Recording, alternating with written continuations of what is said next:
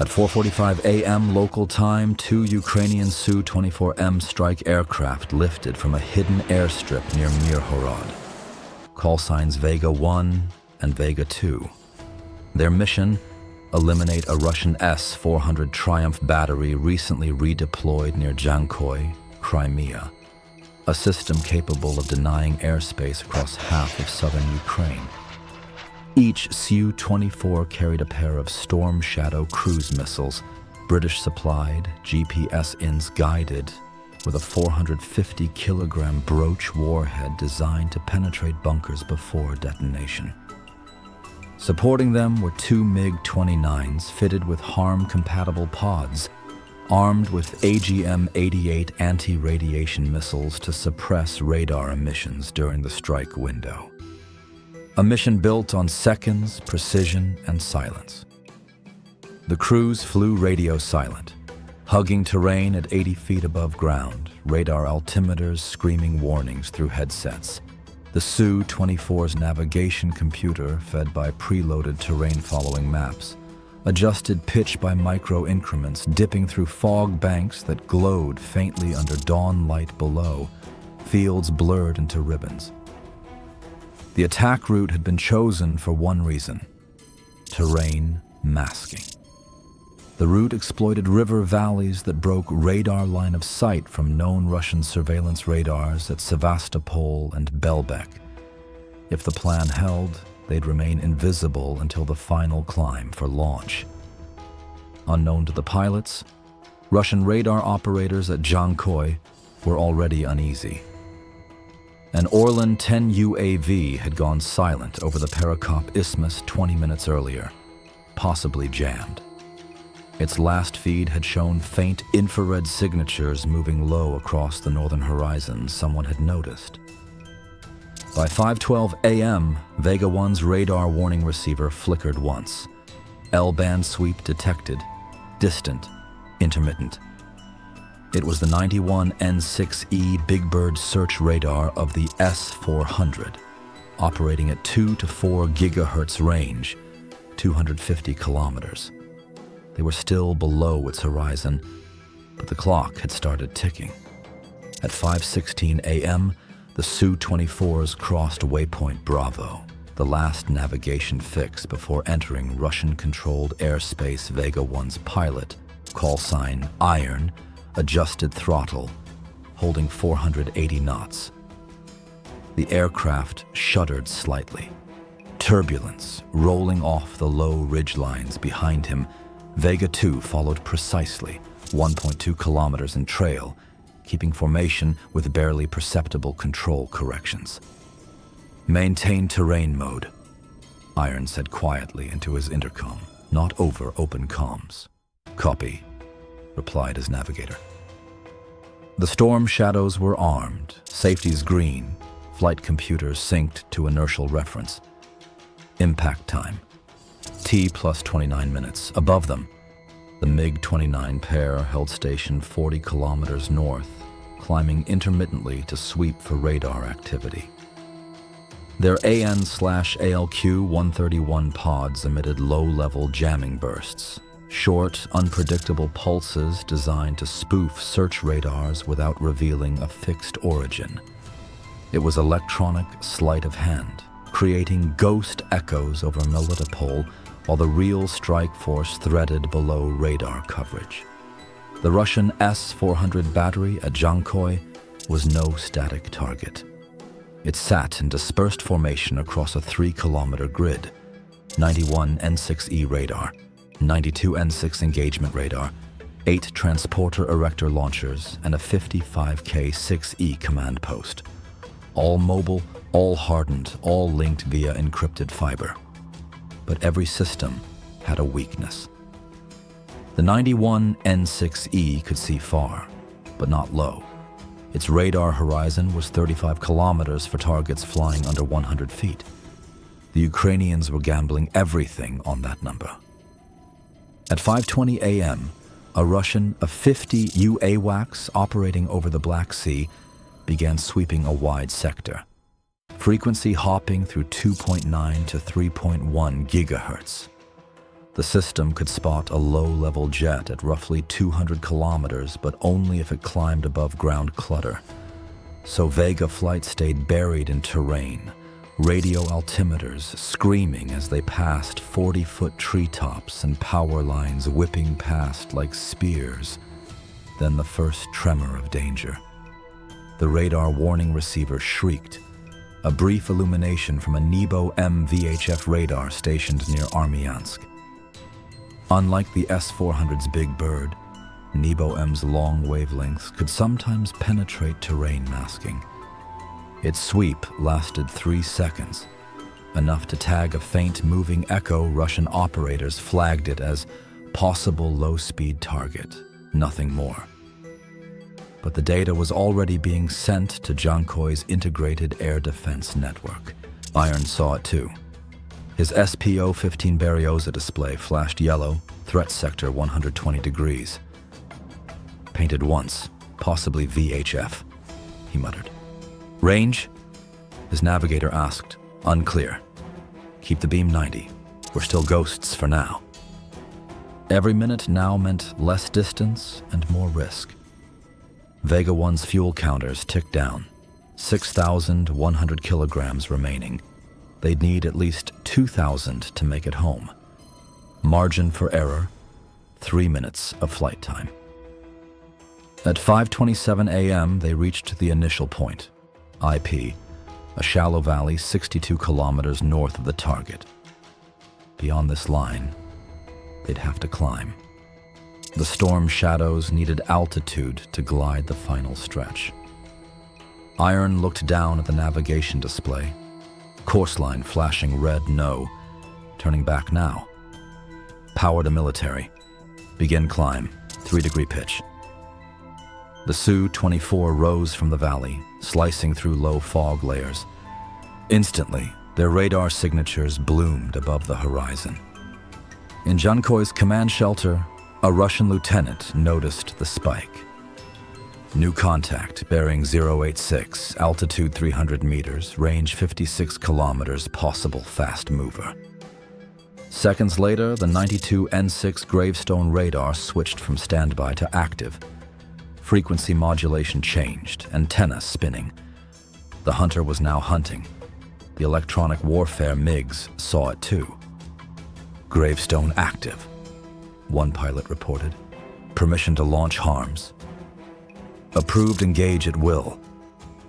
2 AGM-88 HARM missiles left their pylons, accelerating past Mach 2. Their seekers locked onto the gravestone's pulse train. Radar frequency 9.5 gigahertz, unmistakable. The Russians noticed the lock-on warning too late. Missile inbound. Shut down radar. The operator killed power, but the missile's memory circuit had already stored coordinates. Both harms hit 40 seconds later. Not direct hits, but close enough. The gravestone's antenna was shredded, its guidance radar silenced. The S-400 battery was blind. Temporarily, Vega 1 climbed to 1,200 meters. Perfect release altitude. Missiles away in 3, 2, 1. The twin storm shadows dropped clean from their pylons, engines igniting seconds later with muffled thunder. They leveled, wings extended, gliding low toward Dzhankoi. The storm shadows threaded the last valley like guided ghosts. Their onboard terrain matching and inertial navigation held true despite the short, violent bursts of Russian ECM. Each missile's flight profile was a study in patience. Low, wave-shaped cruise to avoid radar horizon, then a steep terminal pop to present the broach warhead with the correct angle for penetration. Their final approach corridors converged on a 3-acre hardened emplacement identified in F-35 SAR imagery days earlier. 2 radar domes, 3 launcher canisters in a staggered L shape, and a concrete reinforced command node. At Dzhankoi, operators were scrambling. The 92 N6 remained down from the harm hits, but the S-400 network still had teeth. mobile search radars, and optical electro-optical trackers that could cue short-range SAMs and anti-aircraft batteries. Rear echelon crews began issuing emergency shutdown orders, dispersal commands, and vehicle relocation sequences over encrypted mesh. Too many human steps for the clock the Ukrainians had bought. Explosion 1 was surgical. The first storm shadow found the radar dome. Broach's precursor charge punched through composite rodome and thin supporting structure. A delayed main charge followed, detonating inside the radar's processing bay. The blast was contained at first. Metal and electronics shredded into a heat-blackened tomb. The radar dome folded inward like a collapsing umbrella. Emergency power arcs snapped. Data lines smoked. The second storm shadow navigated through a narrow gap between launchers and a blast wall. Its sub-munition array initiated on delayed fuse, punching tuned penetrations through a transporter erector launcher. The solid fuel motor casings cooked off in a concussive secondary.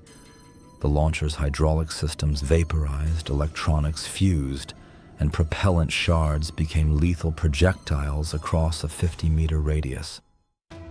The third impact aimed for the command bunker. The Broach warhead drilled through 5 feet of reinforced concrete, and then detonated at depth steel racks. Redundant power transformers and hardened terminals were vaporized. Command and control disintegrated into silence. In less than 90 seconds, telemetry from breakaway ISR confirmed catastrophic functional loss across the battery. The long-range search radar was gone, 2 launchers were non-operational, and the command node had no external comms. The integrated air defense net was not annihilated. It was degraded to a shadow of itself without C2. Remaining elements reverted to pre-programmed passive modes or shut down entirely to avoid being targeted. But the strike was not without cost. As the missiles impacted, short-range defenses, ZSU-23-4S and Gepard equivalents, brightened on the horizon, firing lead clouds into the sky.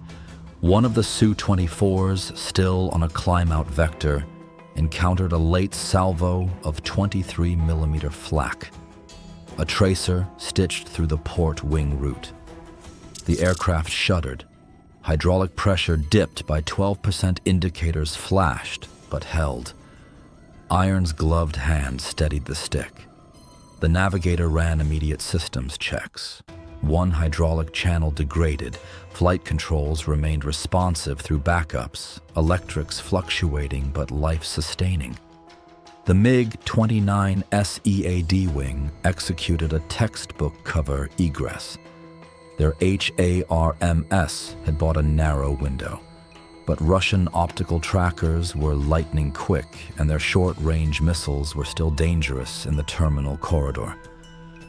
The MiGs drew radar eyes and flak, releasing chaff/IR bundles and rolling into a pre-planned pop and dump that turned them into low-probability returns. Vega 1 and Vega 2 thread-rolled back into terrain, descending through the same river-cut channels they'd used on ingress. Their radios stayed dark. Data links transmitted burst reports to a relay AWACS only after the aircraft were beyond immediate threat. Satellite passes and an on-station Hermes UAV confirmed the scene.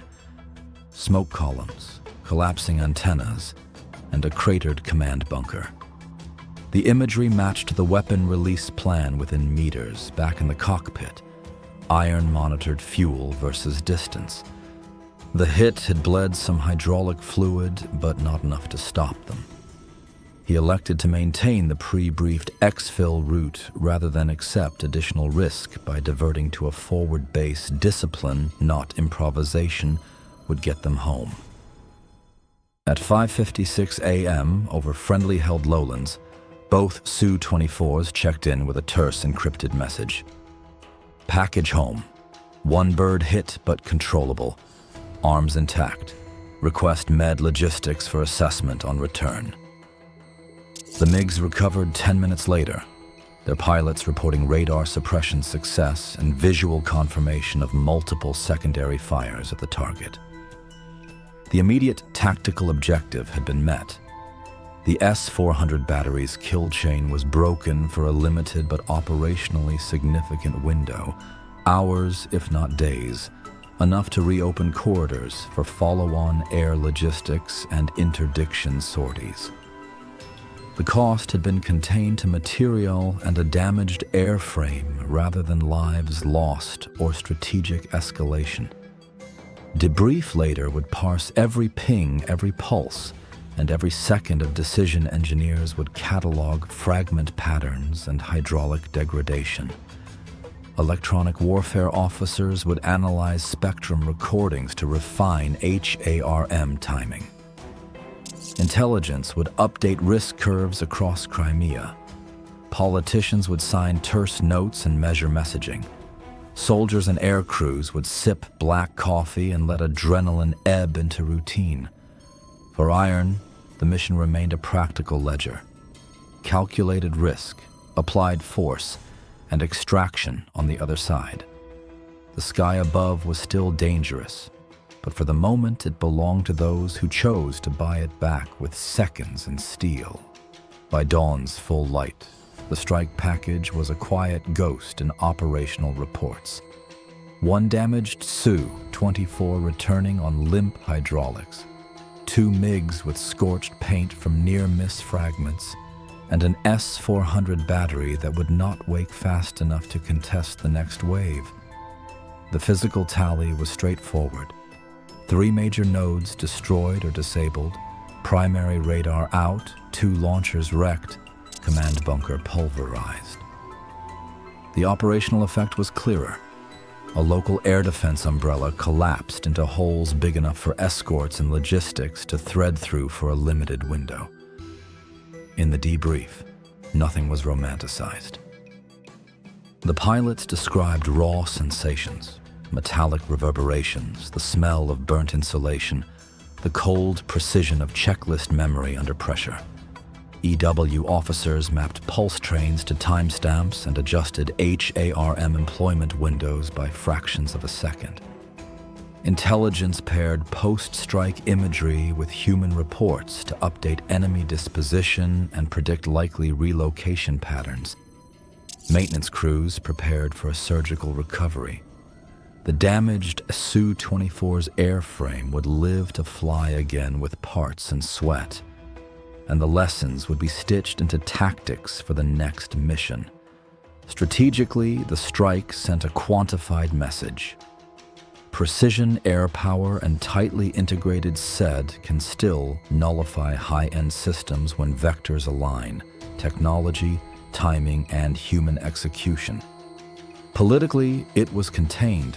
Escalation was actively avoided by adherence to restrictive engagement rules and surgical targeting of military infrastructure. Operational commanders took the victory as work accomplished, not provocation achieved.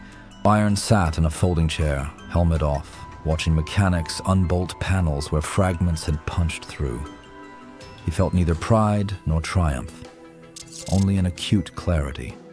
The sky remains a ledger of risk you pay for in seconds. They had bought space with ordnance and nerve. For now, that space would be used to move supplies, strike fleeting targets, and keep channels open for those who depended on them. Tomorrow the enemy would move, repair, or disperse. The war would continue in pulses. Today, a battery was dead, a corridor reclaimed, and a formation came home, account closed.